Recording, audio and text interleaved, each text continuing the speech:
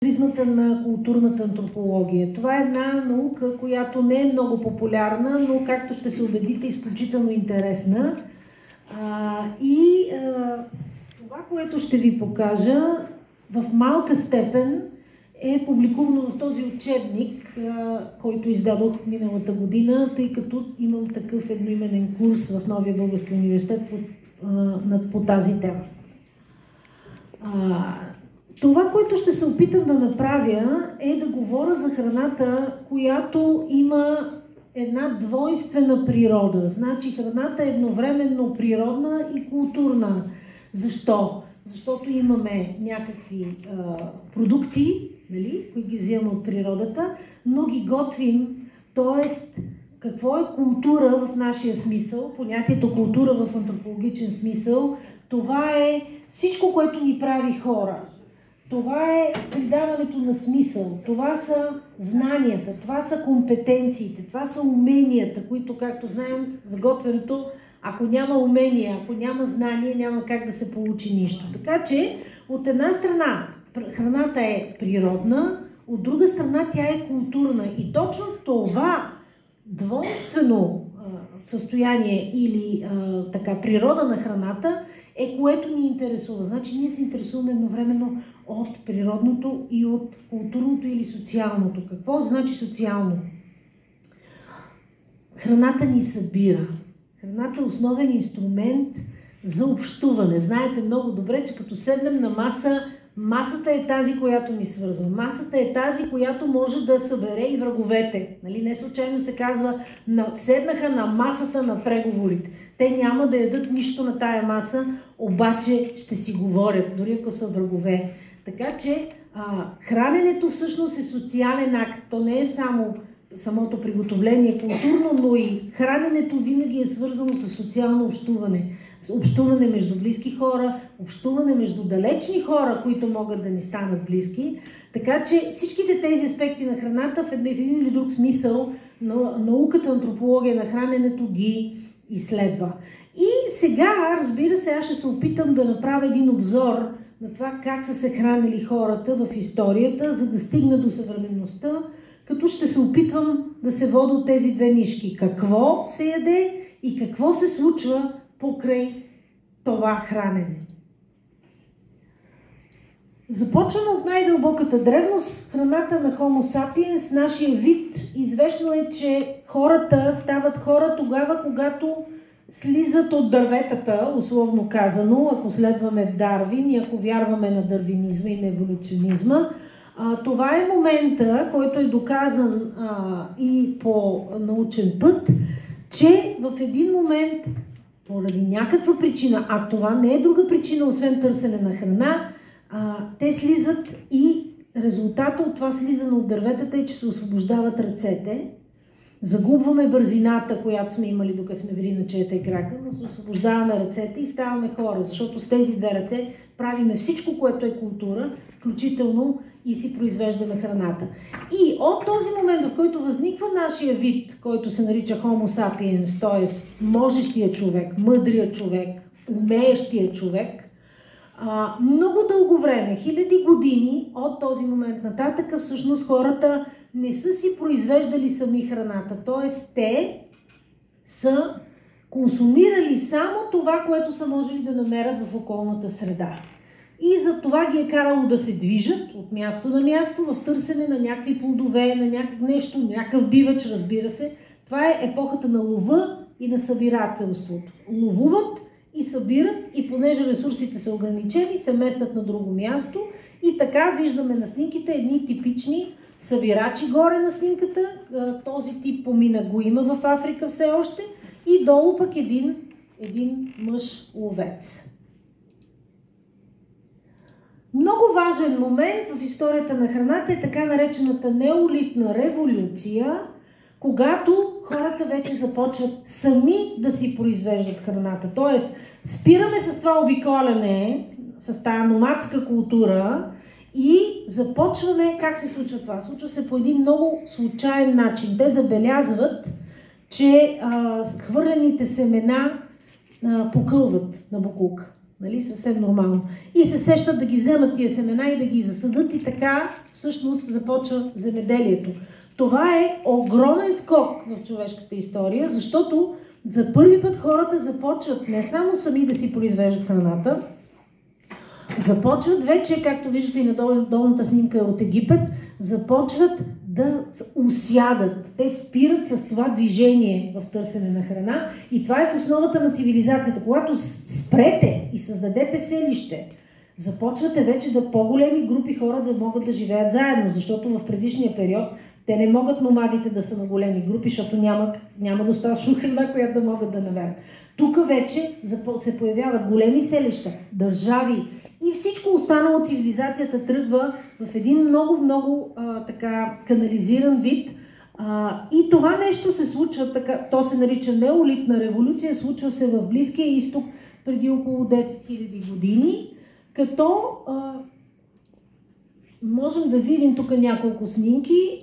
Това са, ето тук на картата горе виждате, къде точно на територията на Турция, Ливан и Сирия са намерени тези първи селища, които са нови селища. Там вече възниква, ето я керамиката, започват вече да готвят. Започват за да готвите трябва да имате съд. За да имате съд, трябва да си го приготвите, да имате уменията гранчарските, да го изпечете, този съд да не се пукне, да издържи.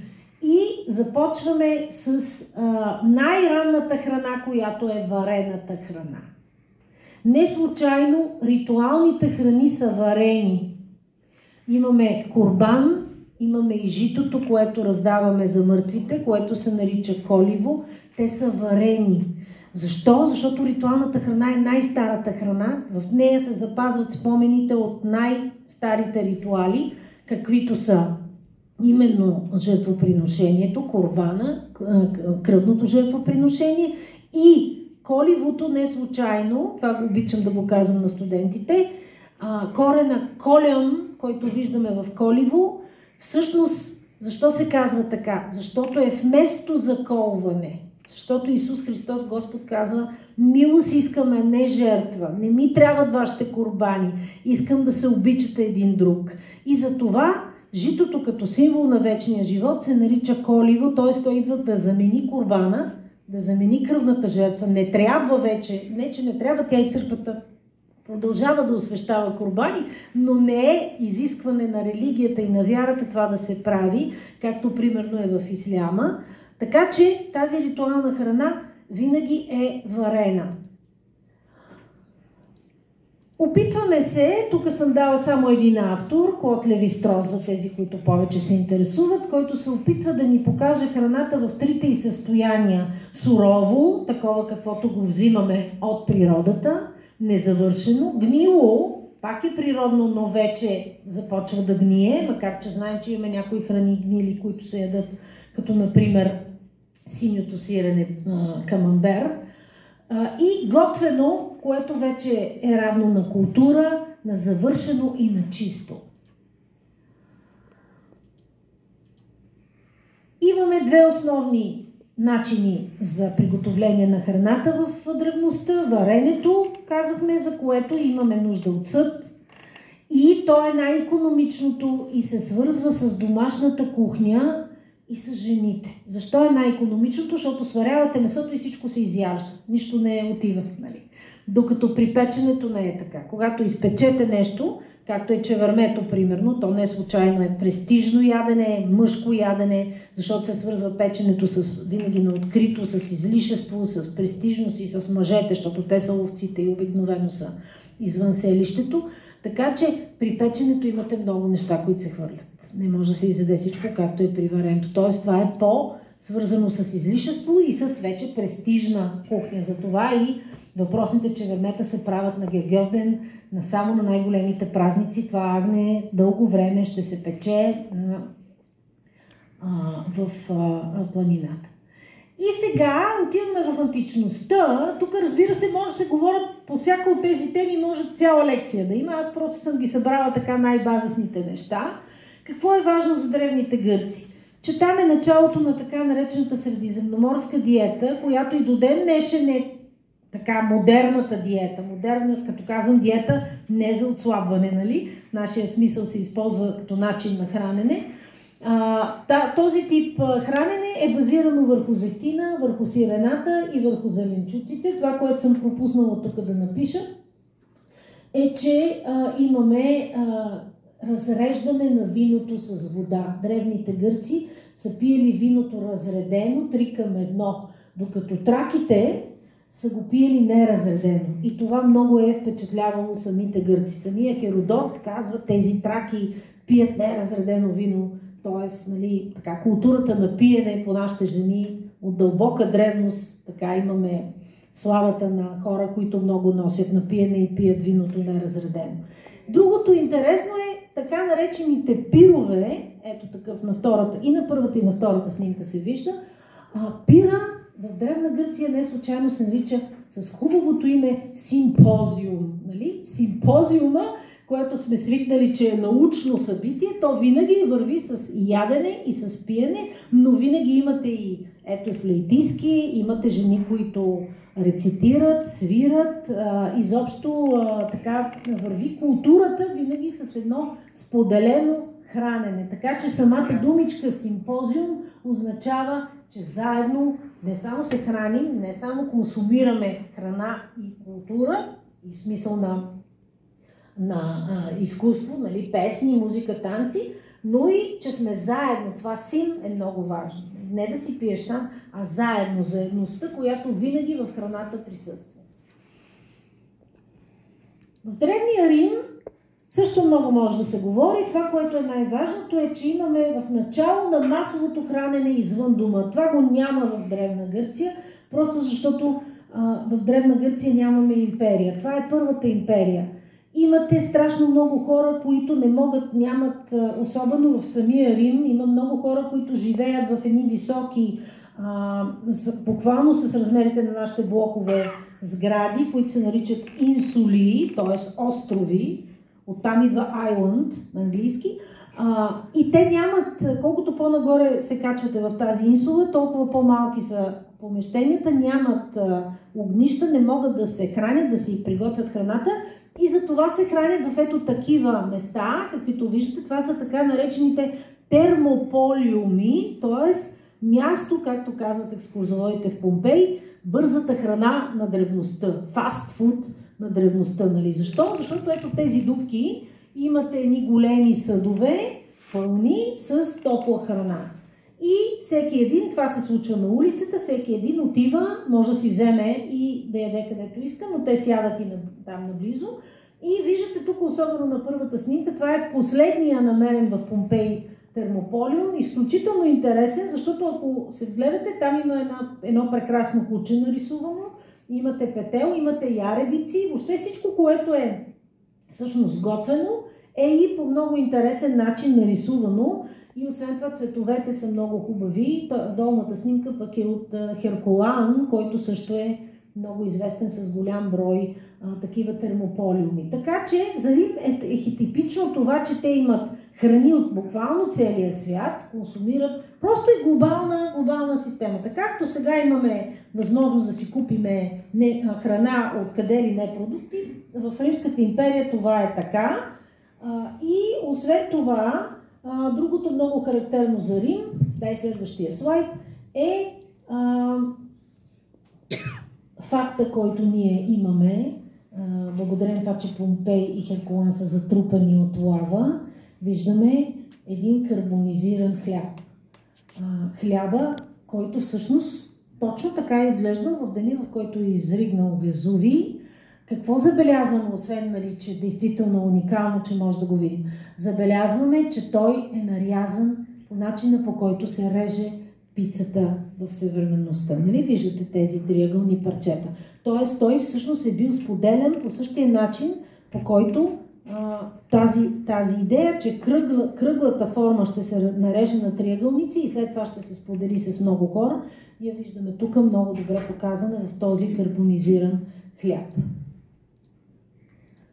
И сега вече скачаме в средновековието. Това, което е типично за средновековието, е, че За разлика от тази империя, където можеше да имате храни от най-различни далечни разстояния пренесени, тук не е така. Тук всеки средновековен двор е затворен сам за себе си, затова преобладава домашната кухня и почти няма заведения. Почти нямате в средновековието хранене извън дома.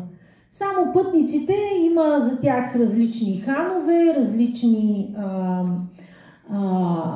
такива места, където те и преспиват и се хранят докато пътуват, но като цяло имаме така, хубавата храна е в кралските дворове. Виждате снимките, там имате едни големи пирове.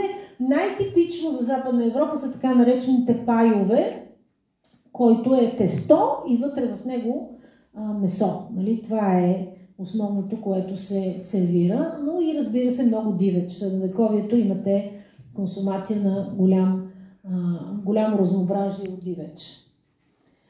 Стигаме до много интересния Колумбов обмен. Когато Христофор Колумб открива Америка, не веднага, разбира се, това е един процес,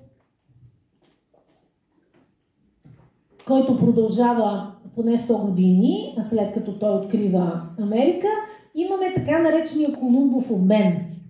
Това е вноса на нови храни от Америка към Европа. Виждате ги.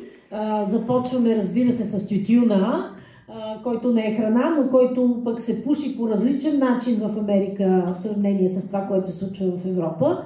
Но имате картофите, чушките, царевицата, доматите, боба, всичко това, ванилията, всичко това идва, плюс разбира се тиквата, идва от Америка към Европа, но пък от Европа към Америка отиват плодовете, отива кафето, което те не са го имали, и най-вече, най-важното е всичките диви животни. Те нямат в Америка, нямат изобщо, не диви, извинявам се, опитомените животни, значи овцете, кравите, конете, нали, това е когато завладява Кортес царството на Монтесума, как успява с 300 души да ги победи, защото се явява на коне, те не са виждали коне въобще, да не говорим за оръжията, и това е много важно, че фактически тази армия на коне е абсолютно всявала страхотен страх.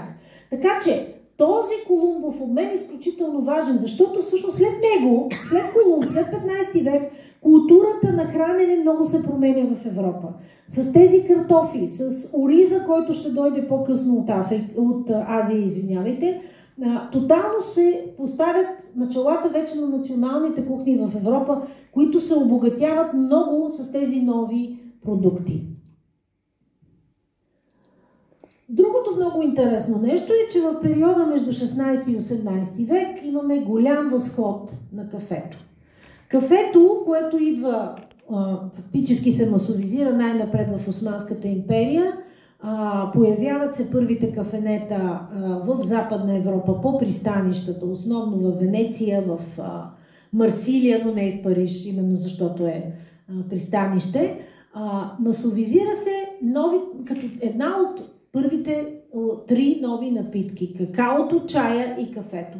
Навлизането на тези 3 напитки много променя пък изобщо културата на свободното време, защото започваме по друг начин да си прекарваме свободното време. Каним се на кафе, каним се на чай. И до ден днешен, като се каже искам да те видя на кафе, това не значи, че на 100% ние кафе ще пием, нали?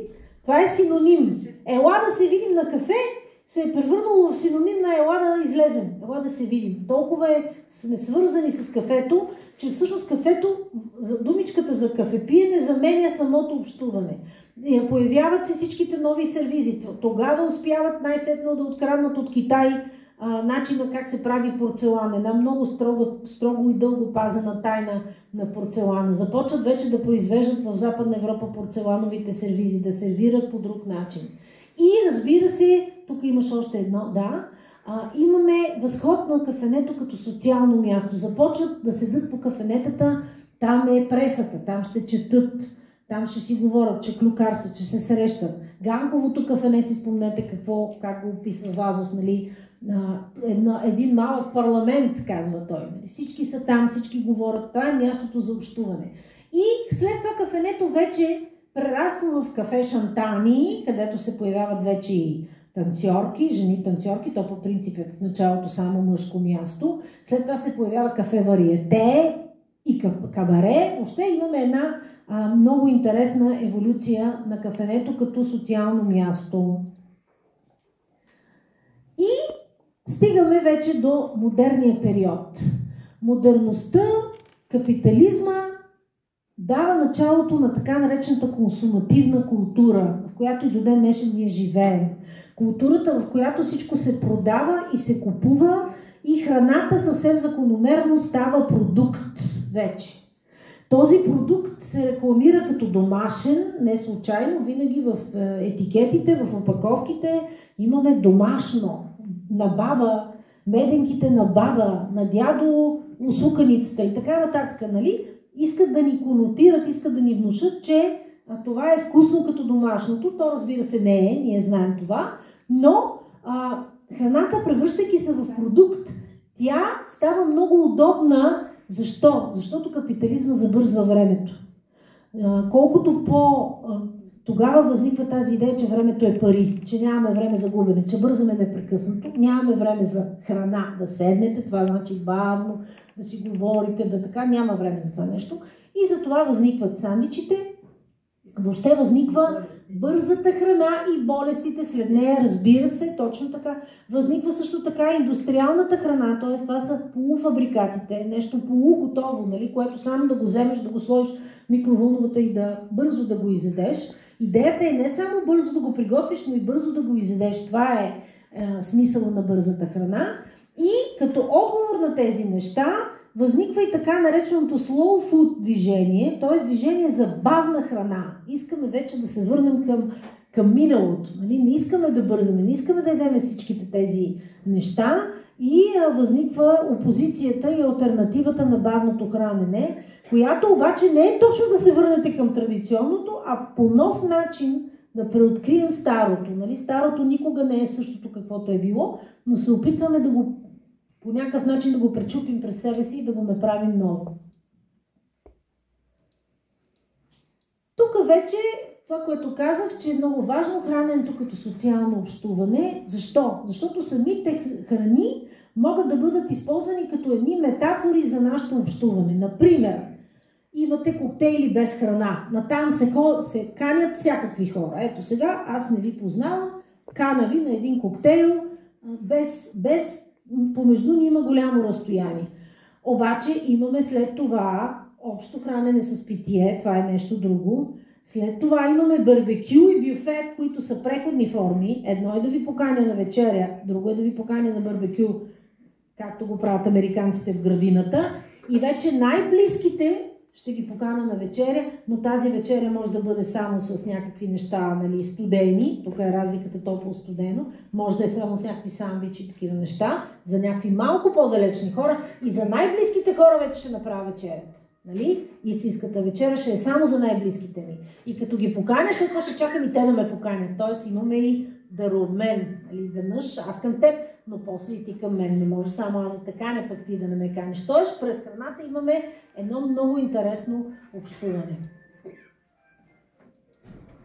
И най-сетне стигаме до храната на бъдещето. Какво ще се случи с бъдещето? Това е изключително важен въпрос. Защо?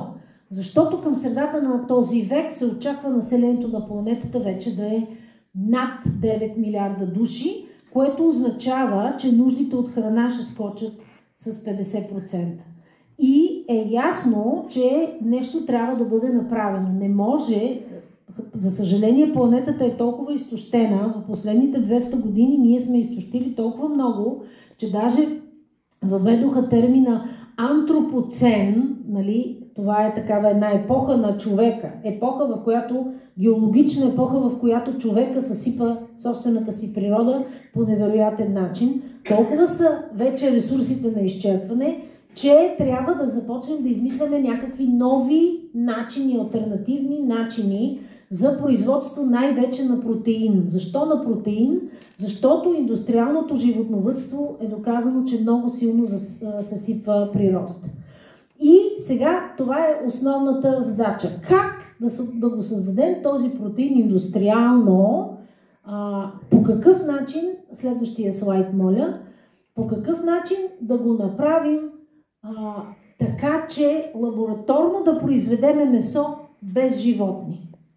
Измислили са го, подобно на направенето на бира, взимат едни само клетки, след това там нещо ги ферментират, за да се получи нещо, което би трябвало да бъде някакво подобие на месо.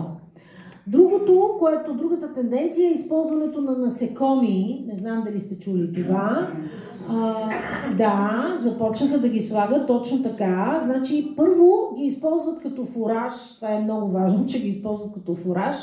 И след това ги използват като съставка за преработени храни. Например, смлените щурци ги слагат в различни барчета, в смутита, в различни печива. Даже може да не се усетите какво точно ядете. Нали? Съвсем възможно е да се случи това. Другото, което се опитват е да измислят нови олия, нови мазнини. Например, правят олио от водорасли, олио от алги. И другото, което е като възможност, така наречените вегетариански бургери, ето вижда тук Beyond Burger, значи отвъд бургера, нали?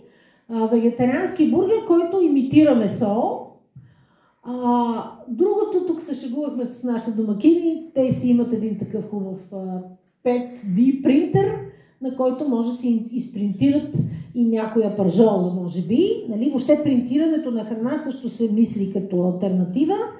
И всичкото това, долу също виждате как произвеждат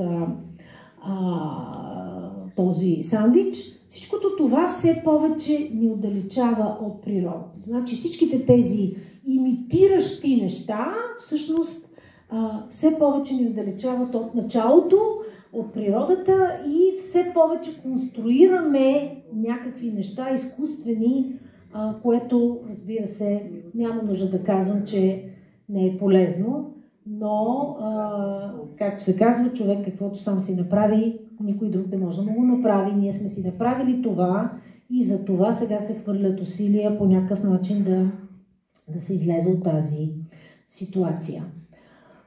Това беше всичко, което аз исках набързо да кажа, но разбира се, сега вече мога да вляза в подробности,